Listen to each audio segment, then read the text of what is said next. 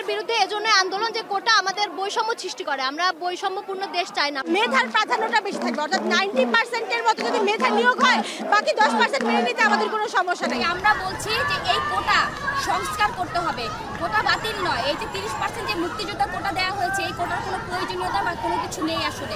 তাই এই কোটাটাকে বাতিল করে এই যে পিছিয়ে পড়া যে জনগোষ্ঠী আছে, সেই জনগোষ্ঠীর এবং ক্ষুদ্র নিগোষ্ঠী যারা আছে, যারা পিছিয়ে পড়া যে অংশ এবং নারীদের, এদের কিছু অংশ কোটা রেখে বাকি পুরোটাই সাধারণ বা মেধাভিত্তিক একটা জায়গা এখানে তৈরি করতে হবে। প্রথম দ্বিতীয় শ্রেণীতে যে কোটা বাতিল করা হয়েছে সে বাতিল রাখতে হবে।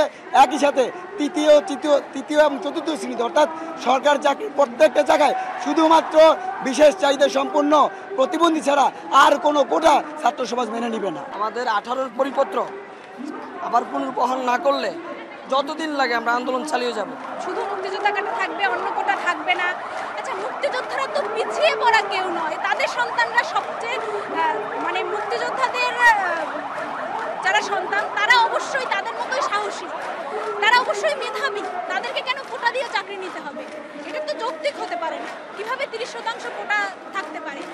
আর একই সাথে দেখা যাবে যে এই যে কোটার যে ব্যবস্থাটা, এটা মনে হয় স্মার্ট বাংলাদেশ বিনির্মাণে সহায়ক হবে না, বরং এটা স্মার্ট বাংলাদেশের পথে একটা বড় রকমের বাধা।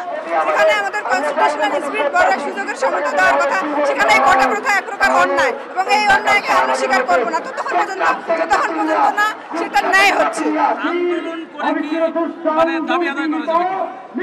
আন্দোলন করে দাবি আদায় হয় নাই বাংলাদেশের ইতিহাসে। এর কারণ অনেক আছে যে বাংলাদেশের ছাত্র সমাজ আন্দোলন করে দাবি আদায় করছে এবং রাজপথে আন্দোলন হয়েছে। 2018 সালের যে পরিপত্র জারি হয়েছিল সেটা আন্দোলনের প্রেক্ষিতে হয়েছিল। আমরা মনে করি আবারও এখন যে ছাত্র সমাজের দাবি আদায় সেটা রাজপথে সম্ভব হবে। এখানে আমরা যে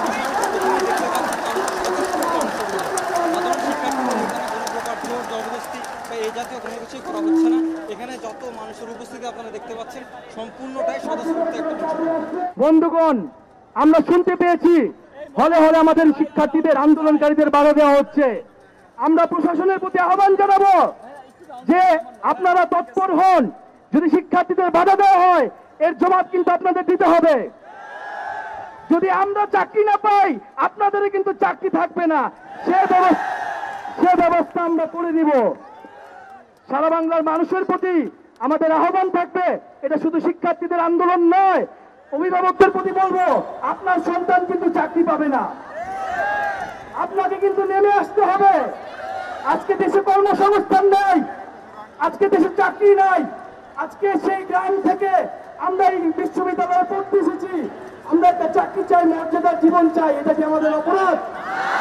আমাদের এটা কি অযৌক্তিক দাবি?